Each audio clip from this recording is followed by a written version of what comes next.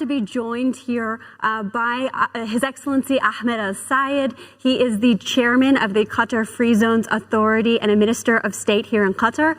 And also Faruk Güler, the CEO of ESBAŞ, the Aegean Free Zone Development and Operating Company. Thank you guys so much for joining us. Faruk, I want to start with you since you're coming to us all the way from Turkey. Tell me more about the two top goals of the Aegean Free Zone Authority. What are the things that you want to accomplish in a macro sense?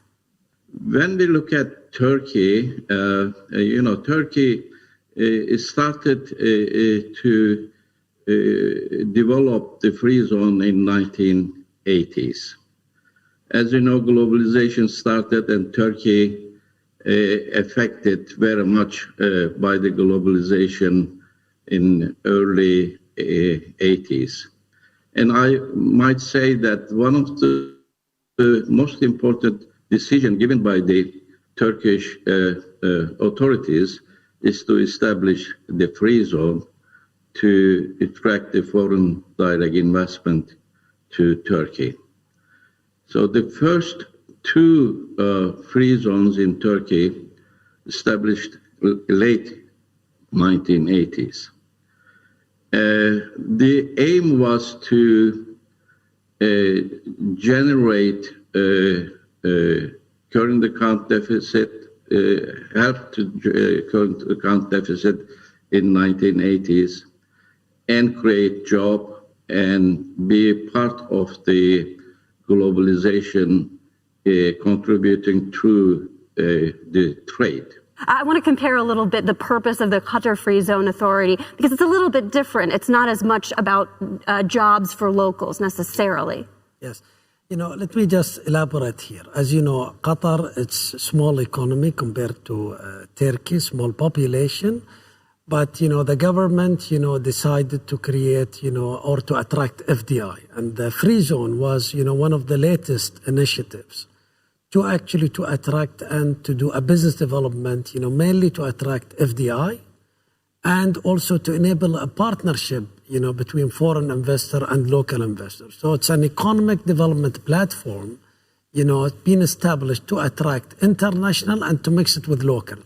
And when we said international, we means, really a different, investment from the West, from the East.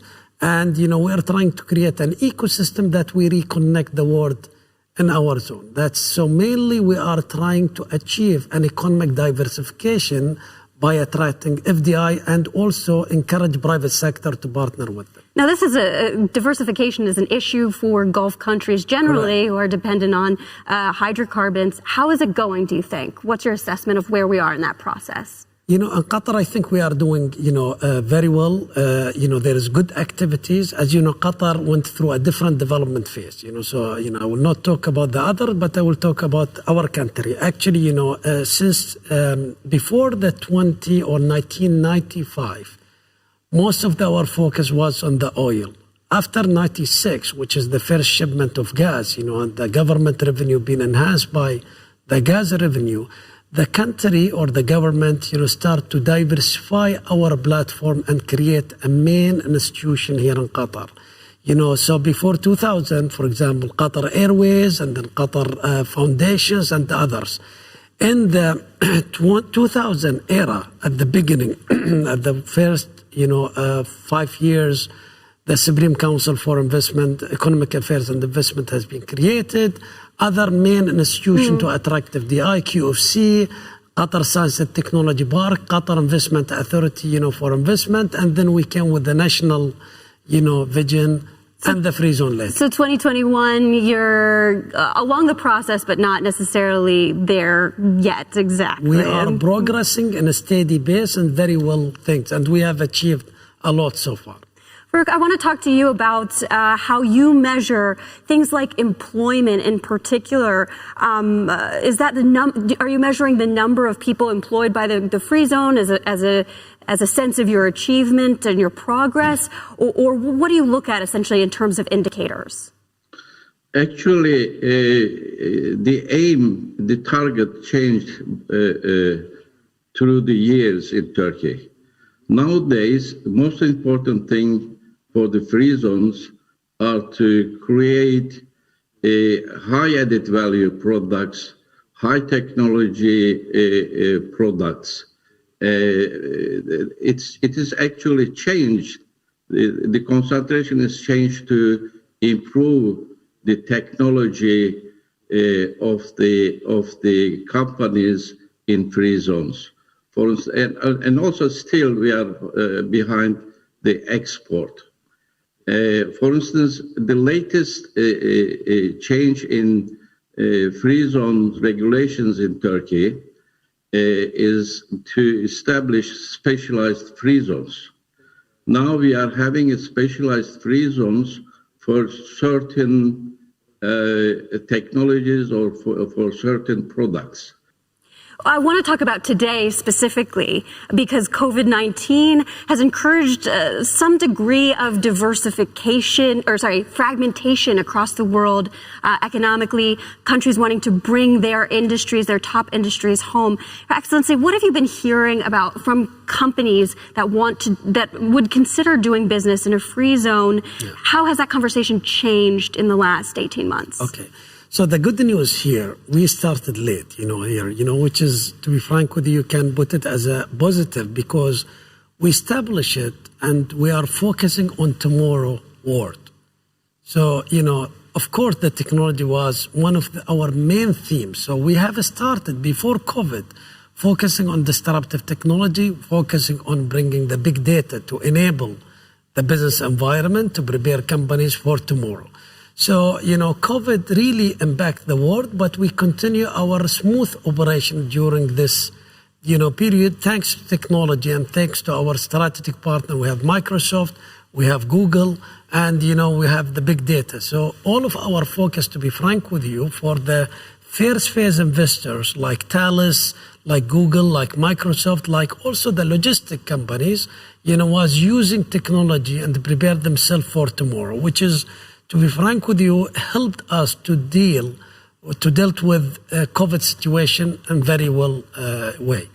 Faruk, I understand that your free zone does a little bit more manufacturing. How has COVID changed the situation for you?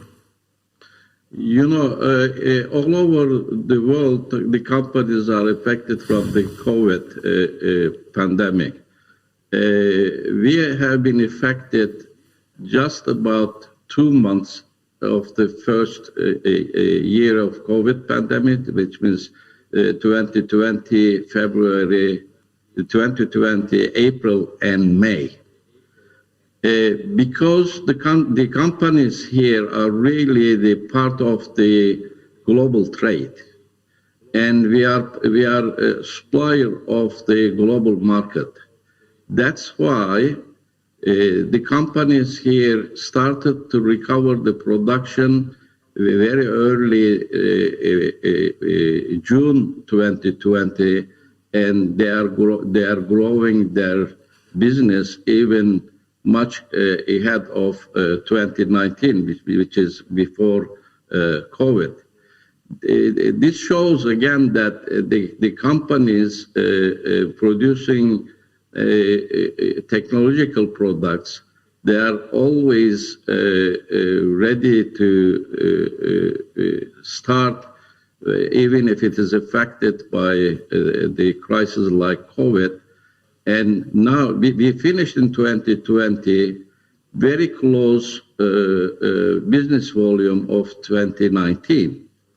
2019 was very good year all over the world. That's impressive.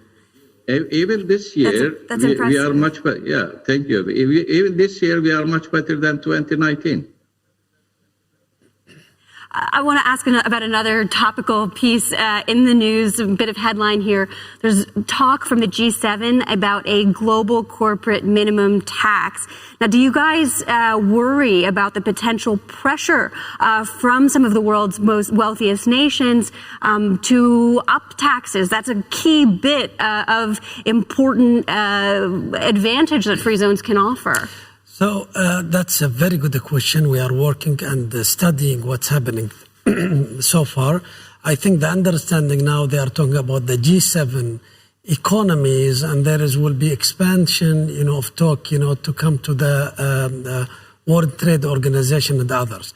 But to be frank with you, it all depends on how it will be implemented. So the mechanism is not clear yet. International companies or global companies anyway will have a different operating location and the platform, serving different jurisdictions. So in our location here in the GCC, for example, or in the region, you get my point, it's not clear yet how this will be implemented and how this will impact the global companies. So let's wait and see. We are working, to be frank with you, and we are interested to learn more. We are seeking clarification, and we will work with our companies to really, enhance their business environment. But the tax is not everything. So to be frank with you, why companies come here and there to establish, they are looking for advanced regulatory regime, which we are offering.